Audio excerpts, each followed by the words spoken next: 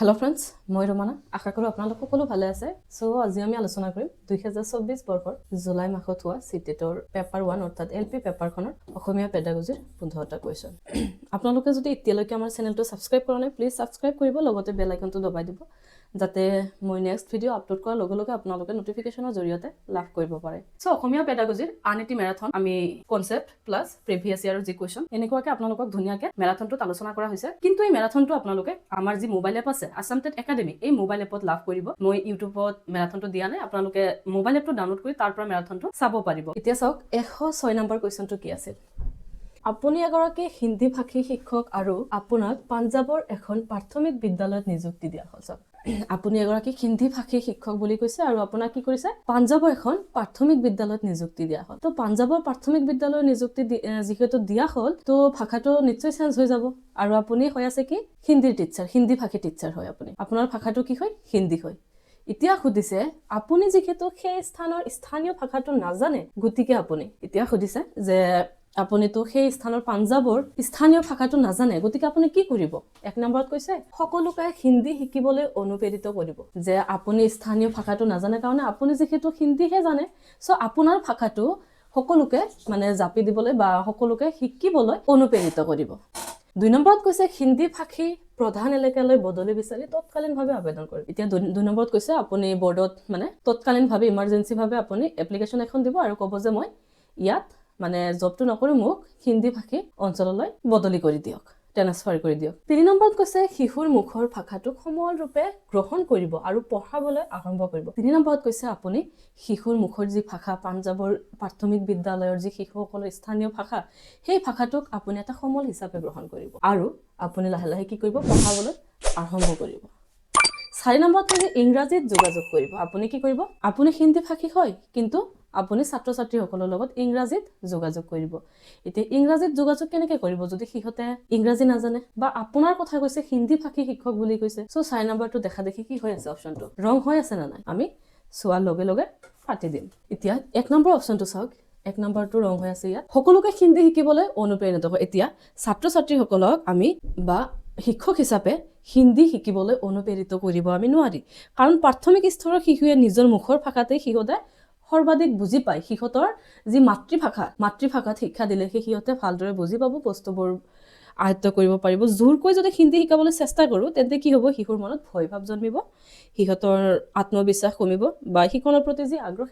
হ্ৰাস পাব সো আমি আমাৰ ভাষাটো সিহঁতক শিকিবলৈ আমি অনুপ্ৰেৰিত কৰিব নোৱাৰো দ্বিতীয়তে কৈছে হিন্দী ভাষী প্ৰধান এলেকালৈ বদলি বিচাৰি তৎকালীনভাৱে আবেদন কৰা শিক্ষক এজনৰ মূল দায়িত্ব হৈছে শিশুৰ শিক্ষণৰ সুবিধা নিশ্চিত কৰা ব্যক্তিগত অসুবিধা হ'ব নালাগে স্থানীয় ভাষা নজনাৰ বাবে বদলি বিচৰা মানে কি যে শিক্ষকৰ দায়িত্ব এৰাই চলা নিজৰ দায়িত্ব এৰাই চলা হ'ব আপুনি শিক্ষক হিচাপে এয়া কৰিব নোৱাৰে সো ইয়াত 3 নম্বৰ অপচনটো শুদ্ধ হৈ আছে শিশুৰ মুখৰ ভাষাক আমি কি কৰিব লাগিব সমল হিচাপে ব্যৱহাৰ কৰিম কাৰণ আমি প্ৰাথমিক স্তৰত শিশুৰ মুখৰ ভাষা বা স্থানীয় ভাষা শিকনৰ সৰ্বোত্তম কি হয় আধাৰ হয় নে নাই নতুন ভাষা শিকাবলৈ শিশুৱে কি হয় আগতে জানা ভাষাটো ব্যৱহাৰ কৰিলে সিহঁতে বস্তুবোৰ খুব ভালকে বুজি পাব সিহঁতৰ শিকনত ভয় নোহোৱা হ'ব লগতে সক্ৰিয়ভাৱে সিহঁতে অংশগ্ৰহণ কৰিব আৰু লাহে লাহে সিহঁতে নতুন ভাষাৰ পিনে আগুৱাই যাব কিয়নো এনচিএফে আমাক চাইল্ড চেণ্টাৰ এডুকেশ্যনৰ কথা কয় সিহঁতক আমি প্ৰথমতে মাতৃভাষাত শিক্ষা দিব লাগিব তাৰ পিছৰ পৰৱৰ্তী পৰ্যায়ত আমি দ্বিতীয় তৃতীয় ভাষালৈ আগবাঢ়ি যাব লাগিব সো ইয়াত 3 নম্বৰ অপচনটো কিন্তু শুদ্ধ হৈ আছে নেক্সট কোৱেশ্চনটো চাওক কি আছে 107 নম্বৰত কৈছে এটি শিশুৱে ভালকৈ আলোচনা কৰাৰ পাছতো নিজে এটা পেৰাগ্ৰাফ নিলিখে কিন্তু তেওঁ ডাঙৰৰ সহায়ত বা সহপাঠীৰ তত্ত্বাৱধানত এই কামটো কৰিব পাৰে এই ধৰণৰ তত্ত্বাৱধানক কোৱা হয় এতিয়া চাওক শিশু এতিয়া ভালকে আলোচনা কৰাৰ পাছতো কি নকৰে এটা পেৰাগ্ৰাফ নিলিখে কিন্তু যেতিয়া ডাঙৰে তাক সহায় কৰে বা লগৰীয়াবোৰে যেতিয়া তাক অলপ সহায় কৰে তেতিয়া তেওঁ সেই কামটো কৰিব পাৰে মানে তাৰ কামটো কৰাৰ কি আছে যোগ্যতা আছে জাস্ট অলপ সহায় কৰিব লাগে টেম্পৰাৰী হেল্প দিব লাগে অস্থায়ী সহায় কৰিব লাগে তাক কি বুলি কোৱা হয় আমি কিন্তু পঢ়িছিলো ফাইগটস্কিৰ বিষয়ে যেতিয়া পঢ়িছিলো তেতিয়া স্কেপ ফোল্ডিংৰ কথা আলোচনা কৰিছিলো স্কেপ ফোল্ডিং মানে কি আছিল যে কোনো এটা কাম কৰাৰ মানে তাৰ যোগ্যতা আছে কিন্তু তেওঁ অলপ সহায়ৰ কাৰণে টেম্পৰাৰী হেল্পৰ কাৰণে কিন্তু কি কৰিব পৰা নাই বা তাক ডাঙৰে অভিজ্ঞজনে সহায় কৰিলে তেওঁ কামটো কৰিব পাৰে সেয়া কি আছিল স্কেপ ফোল্ডিং আছিল ইয়াত সহপাঠী কাউন্সেলিং সহপাঠী শিক্ষণ বা গোট শিক্ষণ এনেকুৱা কোনো কথা নাই ডাইৰেক্ট স্কেপ ফোল্ডিংৰ কথাই আছে সো 107ৰ শুদ্ধ আনসাৰ ইয়াত অপশন 3 হৈ আছে আমি আগতে আলোচনা কৰিছিলো ফাইগটস্কি তাত ধুনিয়াকৈ আলোচনা কৰিছিলো স্কেপ ফোল্ডিং এমকেও আছিল more knowledgeable others মানে যিসকল সেই যাক সহায় কৰিছে তাতকে অভিজ্ঞ ব্যক্তি তো সিহঁতে সহায় কৰিব আমি জেডপিডিৰ ধাৰণাটো পঢ়িছিলোঁ ভাগ্যটোস্কে যি জেডপিডিৰ ধাৰণা আগবঢ়াইছিল সেয়া পঢ়িছিলোঁ ফুল ফৰ্মটো চাই ল'ব জেডপিডিটো কি আছিল ভালদৰে চাই ল'লে হ'ল অলৰেডি আলোচনা কৰা হৈছে চ' ইয়াত মই ভাবোঁ আলোচনা কৰিব নালাগে আৰু বাৰু নেক্সট কুৱেশ্যন চাওক 108ত কৈছে ভাষা আহৰণ সম্ভৱপৰ হয়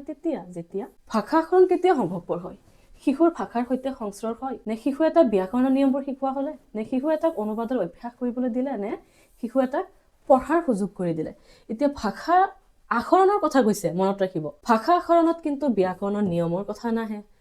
অনুবাদৰ কথাও কিন্তু নাহে আহৰণত বা পঢ়াৰ কথাও নাহে পঢ়ি ভাষা আহৰণ কৰা নহয় শিশুৱে ভাষাৰ সংস্পৰ্শলৈ যেতিয়া আহিব তেতিয়া সিহঁতে দেখিয়ে হওক শুনিয়ে হওক কৈয়ে হওক সিহঁতে ভাষাটো আহৰণ কৰিব পাৰিব সিহঁতৰ সেয়া কি থাকে জন্মগত ক্ষমতা থাকে যে পৰিৱেশৰ সংস্পৰ্শত বা বেলেগৰ পৰা শুনিয়ে হওক বা ভাষা এটাৰ সংস্পৰ্শলৈ আহিলে সিহঁতে ভাষাটো খুব সহজে আয়ত্ত কৰিব পাৰে বা আহৰণ কৰিব পাৰে আমি আগতে পঢ়ি আহিছোঁ চ' 108ৰ শুদ্ধ এনচাৰ ইয়াত কি হৈ আছে অপশ্যন 1 হৈ আছে কুৱেশ্যনবোৰ একদম ইজি হয় জাষ্ট আপুনি ভালদৰে মন কৰিব লাগিব কুৱেশ্যন এনচাৰবোৰ এনে ওলাই যাব পেপাৰ 1 বা 2ৰ যিকোনো নোটছ পাবৰ বাবে প্লে ষ্টৰত গৈ আছাম টেট একাডেমি মোবাইল এপটো ডাউনলোড কৰি ল'ব ইয়াত প্ৰত্যেক অধ্যয়নত নিদানমূলক পৰীক্ষাৰ উদ্দেশ্য হৈছে ডায়গনষ্টিক টেষ্ট আমি পঢ়িছিলোঁ ধুনীয়াকৈ ৰিমেডিয়েল টিচিং পঢ়িছিলোঁ চ' আনচাৰবোৰতো মই কৈ দিবই নালাগে জানিবই আপোনালোকে ভাষা অধ্যয়নত নিদানমূলক পৰীক্ষাৰ উদ্দেশ্যৰ কথা খুজিছে শিক্ষাৰ্থীৰ ফলাফল টুকাত প্ৰাপ্ত তথ্যবোৰ লিপিবদ্ধ কৰা নহয় ডায়গনষ্টিক টেষ্টৰ উদ্দেশ্য নহয় সামগ্ৰিক মূল্যায়নৰ বাবে প্ৰশ্ন প্ৰস্তুত কৰা ইও নহয় অভিভাৱকত পিটিএমৰ যোগেদি খবৰ দিয়াৰ তেওঁলোকক মনোযোগ নহয় 4 নম্বৰটো শুদ্ধ হৈ আছে শিক্ষাৰ্থীৰ বোধজনিত সীমাবদ্ধতা সম্পৰ্কে জ্ঞাত হোৱাটো নিদানমূলক পদক্ষেপ লোৱা কাৰণ আমি ডায়গনষ্টিক টেষ্টত পাইছোঁ যে শিক্ষাৰ্থীসকলে জ্ঞান লাভৰ ক্ষেত্ৰত যি অসুবিধা পায় যি সীমাবদ্ধতা থাকে বা যি দুৰ্বলতা থাকে সেই সম্পৰ্কে শিক্ষকসকলে কি হ'ব লাগিব জানিব লাগিব জ্ঞাত হ'ব লাগিব আৰু পৰৱৰ্তী পৰ্যায়ত নিদানৰ বাবে পদক্ষেপ ল'ব লাগিব ৰিমেডিয়েল টিচিং দিব লাগিব কোন ক্ষেত্ৰত সিহঁত দুৰ্বলতা পাইছে অসুবিধা পাইছে সেই বস্তুটো জনাটোৱে কি আছিল ডায়গনষ্টিক টেষ্ট আৰু জনাৰ পিছত যেতিয়া প্ৰতিকাৰমূলকভাৱে যেতিয়া পাঠদানৰ ব্যৱস্থা কৰিব বা নিদানৰ ব্যৱস্থা কৰিব সেয়া কি আছিল ৰিমেডিয়েল টিচিং প্ৰতিকাৰমূলক পাঠদান আমি পঢ়িছোঁ ধুনীয়াকৈ ভালদৰে আলোচনা কৰিছোঁ আপোনালোকে চাগে চাইছে চ' ইয়াৰ এনচাৰ অপশ্যন 4 হৈ আছে আমি অলৰেডি জানো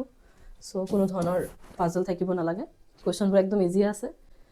জাষ্ট আপোনালোকে কি কৰিব লাগে অলপ ষ্টাডি আৰু প্ৰেক্টিছবোৰ কৰি থাকিব লাগে এইখিনি আৰু ভিডিঅ'টো ভাল লাগিলে লাইক কৰিব আৰু চেনেলটো ছাবস্ক্ৰাইব নকৰাকৈ কিন্তু কোনো নাথাকিব নহ'লে আমাৰ আগ্ৰহ কমি যাব আৰু ভিডিঅ'বোৰো লাহে লাহে কমি যাব বাৰু আজি ইয়াতে সামৰিছোঁ ধন্যবাদ